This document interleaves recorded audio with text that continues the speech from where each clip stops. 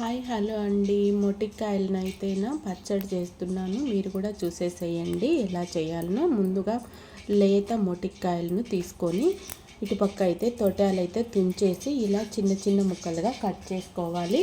ఇలా 2 గుప్పెళ్ళు గోరు చిక్కుడునైతే తీసుకున్నాను అనమాట. చూడండి, ఇలా అయితే తుంచి పక్కన పెట్టేసుకున్నాను. ఇప్పుడు కావాల్సినటివి వీటిల్లోకి ఈ 2 గుప్పెడు గోరు చిక్కుడులోకి 1 గుప్పెడు పచ్చిమిరపకాయలను అయితే తీసుకున్నాను అనమాట. కొత్తిమీర కొంచెము, 1 స్పూన్ ధనియాలు వేయనిట్టు మెంతులు అయితే తీసుకున్నాను అనమాట. 1 స్పూన్ జీలకర్ర, వెల్లుల్లి, కొద్దిగా టేస్ట్కి తగ్గట్టు సాల్ట్ అయితే తీసుకున్నాను.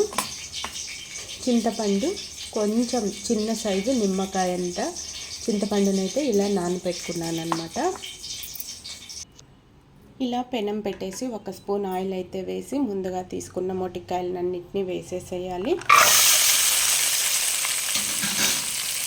ఇలా ఒక 5 నిమిషాలు అయితే మొటిక్కాయలను వేసుకోవాలన్నమాట. కొద్దిగా మొటిక్కాయలకు సరిపోయేమైన పసుపు, ఉప్పు వేసేసి కాసేపు కలిపి అలా అయితే మూత పెట్టాలన్నమాట. మరో బాణీ అయితే పెట్టేసి అటుపక్క మొటిక్కాయలు అయితే ఏగుతున్నాయి. ఇప్పుడు ఇవి ధనియాలు, జీలకర్ర, మెంతులు అయితే వేసుకున్నాము. వేయనట్టు ఒక 1/2 స్పూన్ అయితే ఆయిల్ వేసానండి, ఎక్కువైతే వేయలేదన్నమాట. అలాగే పచ్చిమిరపకాయలు కూడా లైట్గా అలా వేసుకున్నాము.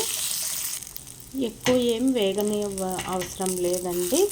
కొత్తిమీర, చింతపండు నీళ్లు లేకుండా అయితే ముందుగా తీసుకునింది అలా కలిపేసి స్టవ్ అయితే ఆఫ్ చేసేసుకున్నాం. పచ్చిమిరపకాయ చల్లారనివ్వాలండి. స్టవ్ అయితే ఆఫ్ చేశాను అనమాట.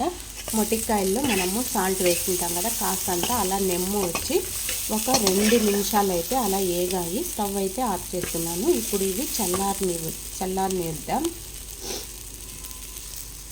చల్లారిన తర్వాత ఇలా మిక్సీ గిన్నెలోకి పచ్చిమిరపకాయను అయితే ముందు వేసేసి టేస్ట్కి తగ్గట్టు ఉప్పు అయితే వేసేసి, ఇవి ఏం ఉడకలేదండి, పచ్చివే, ఊరికే అలా నూనెలో ఏగాయి అన్నమాట.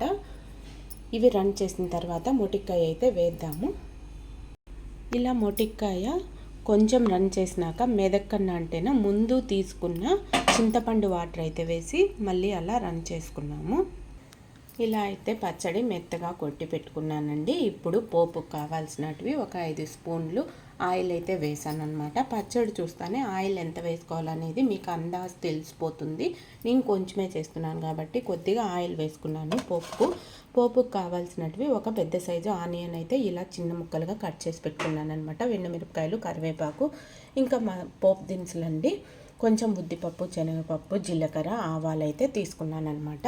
ఆయిల్ అయితే వేడైంది. ఇప్పుడు సిమ్లో పెట్టేసి కాస్తంత ఆవాలు, జీలకర్ర ఇవి వేసి చిట్లిన తర్వాత ఇలా ఆవాలు చిట్లేటప్పుడు ఆనియన్ అయితే వేసేద్దాం.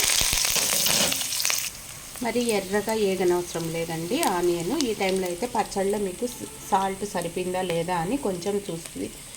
దాంట్లో సరిపోకంటేనా ఆనియన్స్ పైన అయితే వేసేసేయాలి.